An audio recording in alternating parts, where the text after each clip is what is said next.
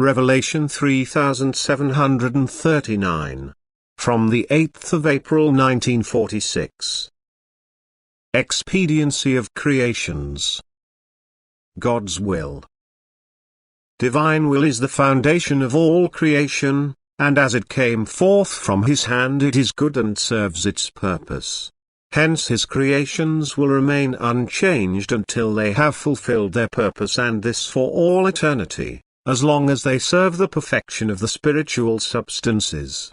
And one of his works of creation is the human being, whose external form came forth from the Creator's hand just as perfectly, so that his purpose of bringing the spiritual essence within himself to perfection can be fulfilled in every respect, but only on condition that the human being's free will subordinates itself to God's will.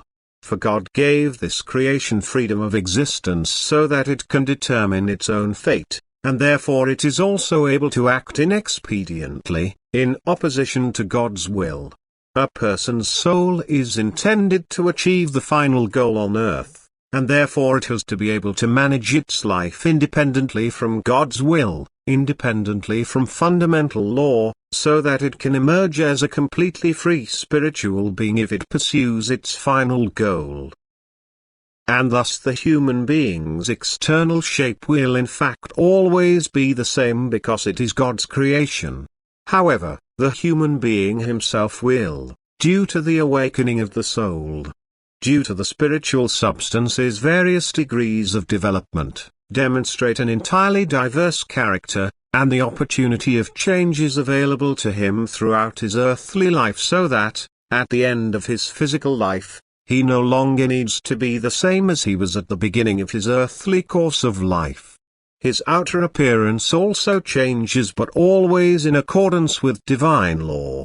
But the spiritual being within the person, which gives life to the person in the first place, can shape itself in many different ways and will neither be forced nor prevented by divine will. In addition, the human being also has the opportunity to shape his own creations in accordance with his will. If his will subordinates itself to divine will, these creations will be expedient again and contribute to his higher development, since everything in accordance with divine will leads towards spiritual perfection. Shaping his own character will progress faster when the human being occupies himself productively and creatively on earth, thus subordinating himself to the great divine law of releasing the bound spiritual substances, even if he is unaware of his achievement. Throughout the duration of earthly life, God also gives the human being the ability to use his inflowing energy of life in order to develop new creations. The divine law rests in every human heart, but it can also be deliberately ignored. Nevertheless, subordinating himself to this law understandably has to be beneficial for the human being who is using his strength in accordance with God's will. But he is also responsible for the direction of his will, because he has been given freedom of will and intelligence, and because divine will was placed into his heart, which he thus should recognize and obey if he wants to be able to continue to exist before God when accountability is demanded of him one day.